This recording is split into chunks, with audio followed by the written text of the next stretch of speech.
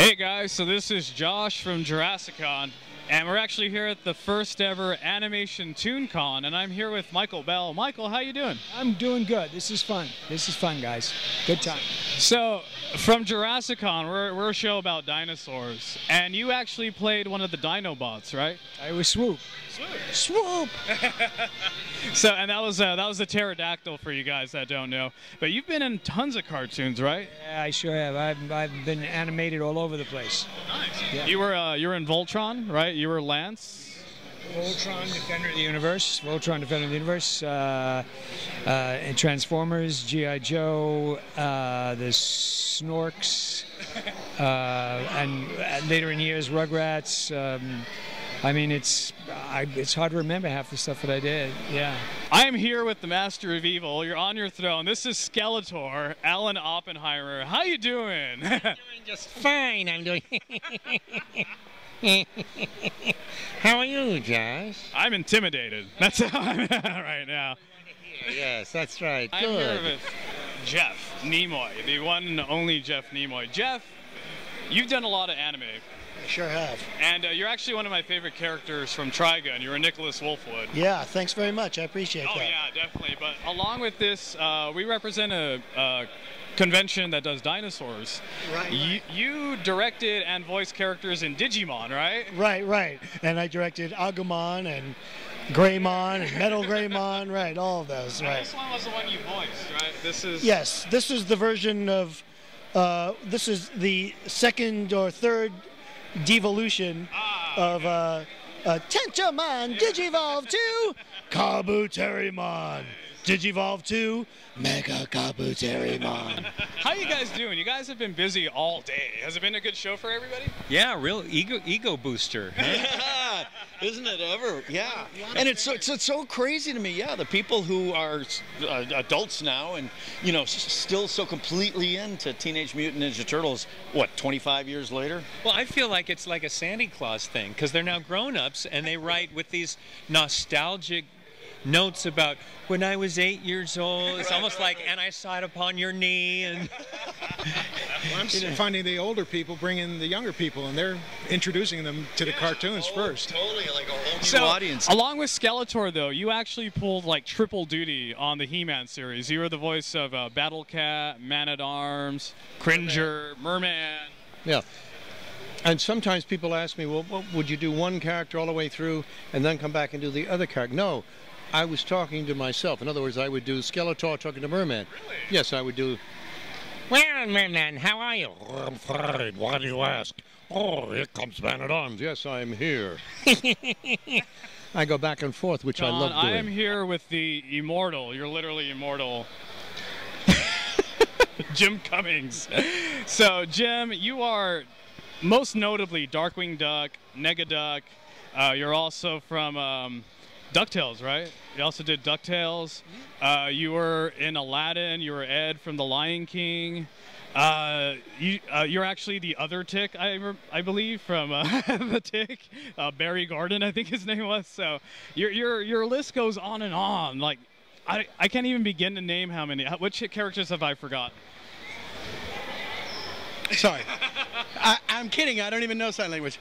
Yeah, there's a mess of them. I always like to point to Don Carnage and Duck. King Louie was one of my all-time faves, and of course Boo and Tigger have their own groove. They're in their own little, galaxy. And gosh, I could be here for a while if I start, because I feel like I'm gonna forget one of my kids. You don't want to do that, but between those guys, and I'm nuts about Mr. Bumpy and Bump in the Night, and of course Taz, the anti-poo, and Taz, yeah, and so many different characters I was fortunate enough to do for the movies, like Ray, Princess and the Frog, and like I say, I'll be here for a while. I better shut up because I'll forget somebody, and then I'll make You're myself also the mad voice at me. of Prowl and Ratchet, right, on Transformers. Fool me. I once in a while, if an actor was in New York or whatever, I would step in and do it, selfishly. I was not making as much as the actors were, and I thought, hey, I'm going to go join SAG, and I did join SAG, and from then on, every once in a while, I cast myself. My voiceover amnesia was really not as out of it as it sounds. Several things happily were happening at the same time for me because I was doing a play, the LA version of Cloud 9, which was directed for the LA stage, having been in New York. Gordon Hunt had also seen me. Wally saw me at the time that I was doing the LA company, but it came to the attention of Gordon Hunt also, and so there were other things happening concurrently. But Wally said, You didn't tell me. No.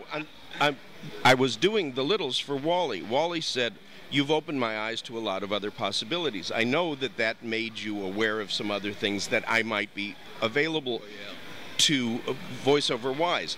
That's kind of how I ended up in his sights for Transformers possibilities, in a much wider scope than I was being seen or thought of for in the littles. So, boom, I was being considered suddenly for a much broader scope of character. And Grimlock, at that age and stage, was kind of the good news and bad news was you got the job because, frankly, the vocal chops needed to sustain that.